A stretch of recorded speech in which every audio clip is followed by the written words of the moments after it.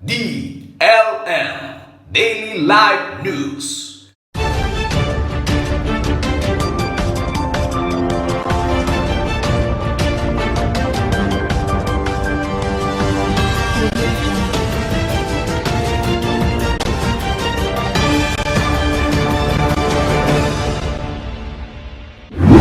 For the headlines, Souk Waqif ranks as one of the most famous traditional folk markets in the region. Impacts of imperialism in Southeast Asia. Full trailer ng pinakabagong Ibong Adarna, inaabangan. Coronavirus disease situation reports. Expert shares natural remedies and wellness method during COVID-19. Philippine weather update.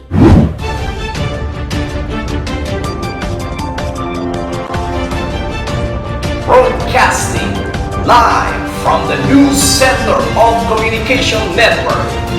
This is DLN Daily Live News. News for all, news on the go. Good afternoon, Qatar. Good afternoon, Doha. Today is Monday, 27th of April, and you are watching DLN Daily Live News. This is Frida Alvarado, and for the details. Souk Waqif is an important heritage market in Qatar and also a major tourism landmark. It ranks as one of the most famous traditional folk markets in the region and trades various traditional goods in stalls, where owners display and sell them to visitors.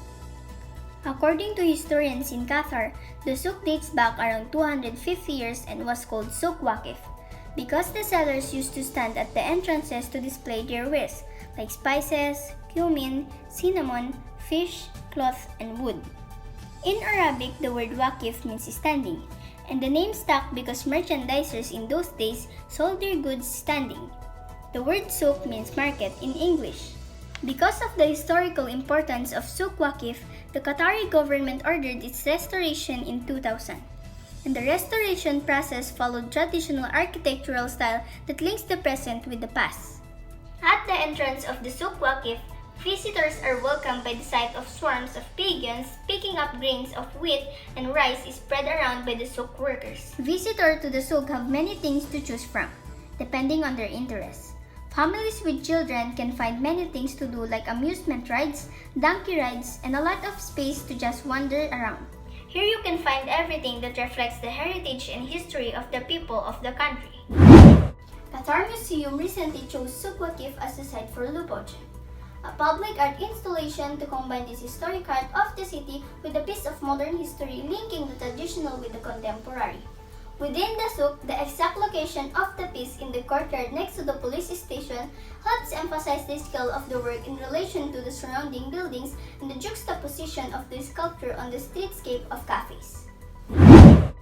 Expert shares natural remedies and wellness method during COVID-19. During a pandemic like COVID-19, these actions are especially crucial for maintaining your physical and mental well-being, but social distancing complicates things. How are you supposed to eat right when you're living on a non-perishables? How can you work out when you're cooped up at home? How can you sleep where you're anxious about? This expert path guide is a good place to start. Ashrin Alva will give us more details. Ashrin? Yes, Frida. Here's how to stay healthy and calm while social distancing during the COVID-19 outbreak. Carmen Biker Shanks, an Associate Professor of Food, Nutrition, and Sustainable Food System at Montana State University, says it's key to have a plan before you stock up on grocery, both to ensure you pick up the right things, and to avoid panic buying and wiping out community supplies. Take inventory of what's already in your pantry, and then plan around these items to create meals consisting of a starch and protein. While most people are going straight for greens and canned goods right now, Biker Shank says it's actually a good time to buy fresh foods. Buy those fruit and vegetables, cut them up and put them in your freezer because they can be used for months to come, she recommends. Sturdy veggies and starches like broccoli, Brussels, sprouts, and sweet potatoes also keep for a long time outside the freezer. If you do buy canned, dried, or frozen goods, choose those low in saturated fat, salt, and added sugars. For fitness, you may not be able to go to gym, but it's okay to walk, run, or bike outside as long as you keep a safe distance, ideally about 6 feet from other people, says Dr. Jennifer Lee, a clinical assistant professor of family medicine and community health at Penn Medicine. If you're working out at home, Boston-based personal trainer and fitness instructor Amanda Braybeck suggests getting creative with things you already own. Use wine bottle for weights, dish towel for sliders, or a sturdy chair for step-ups. There are also plenty of no equipment required exercise like squats, burpees, sit-ups, planks, push-ups, and mountain climbers. You can do in even a small space. Braybeck recommends choosing 5 exercises, doing each for a minute, then repeating the circuit 3 to 5 times. And take comfort in the fact that physical activity doesn't have to mean a gym-style workout. Plenty of research shows that everyday activities like walking, gardening, and cleaning slash your risk of premature death and improve your overall health. So any amount of movement you can squeeze in counts. A wellness design consultant and author of the upcoming book Wellness by Design also suggests setting aside a specific area in your home that's free of technology, except maybe a speaker for music.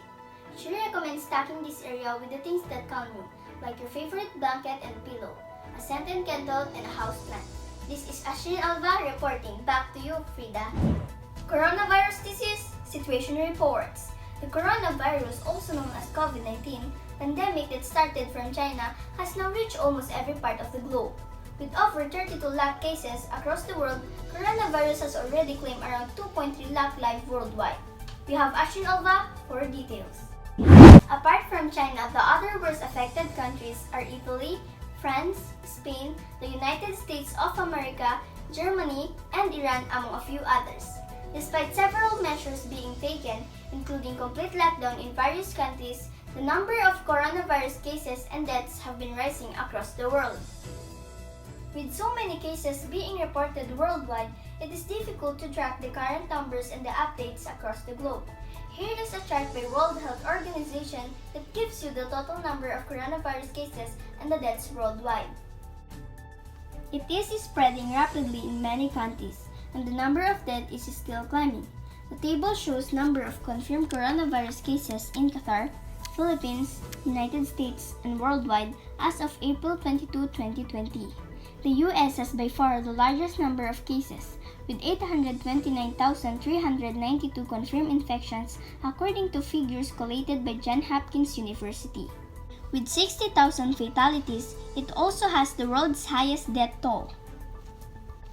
In Qatar, the official death toll is 10 from about 7,141 confirmed cases. In Philippines, 6,710 confirmed cases and 446 deaths. Hundreds of thousands of cases and thousands of virus-related deaths have been reported. See the latest information from the World Health Organization so you can help prevent the spread of coronavirus. This is Ashrin Alva for DLN News.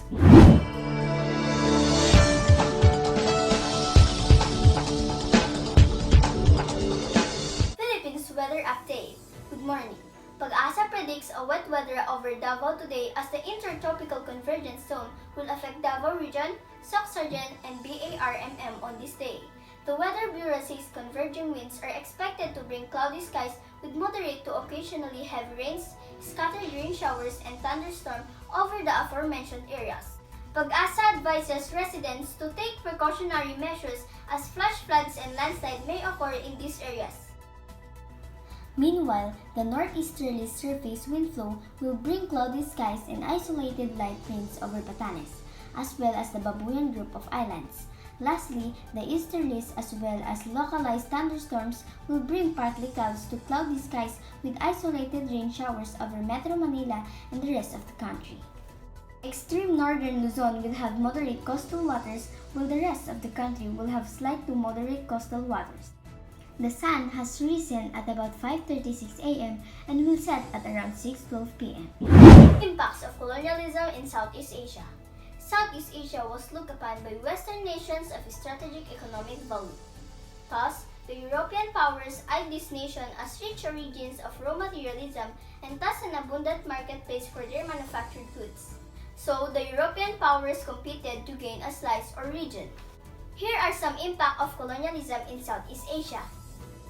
Colonial powers began as early as the first decades of the 16th century, From the 16th century until the 20th century, the major colonizers in Southeast Asia were European powers, including the British, French, Spanish, Dutch, and Portuguese.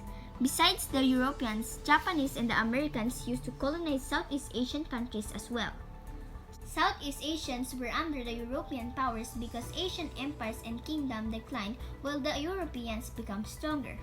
Moreover, Europeans were aiming to expand their territory, export the raw materials to Europe, explore the new markets, expand their trading routes, spread their culture and religion, and etc. The impact of colonialism. Colonial governments wanted to promote the growth of commercial production.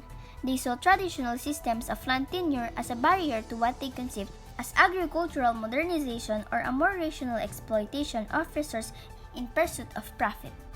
Colonial legal systems tended to turn everything into private property. People couldn't get free firewood or fish from the river anymore, but had to buy them. Commercial agriculture, mining, and an export-based economy developed rapidly during this period. The arrival of Christianity that brought by the Europeans have affected Southeast Asian society and culture. Simultaneously, Western political system and education system were brought into the region as well. Mainly, the colonial powers have changed Southeast Asia politically, socially, and economically. Full trailer ng pinakabagong Ibong Adarna, inaabangan. Ang Ibong Adarna ay isa sa mga klasikong panitikan sa Pilipinas kung saan tulad ng maraming panitikan, ito ay sumasalamin sa ating kultura. Ito ay isang korido na kadalasang nagsisimula sa panalangin o pag-aalay ng akda sa birhen o isang santo. Panoorin natin ito.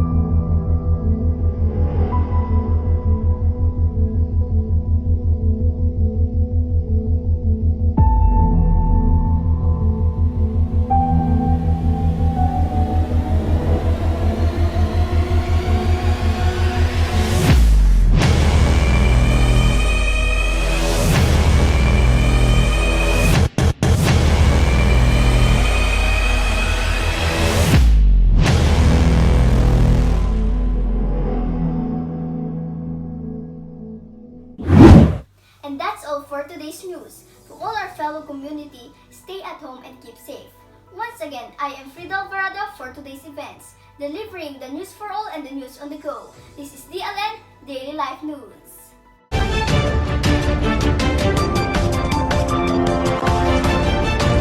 Broadcasting live from the News Center of Communication Network.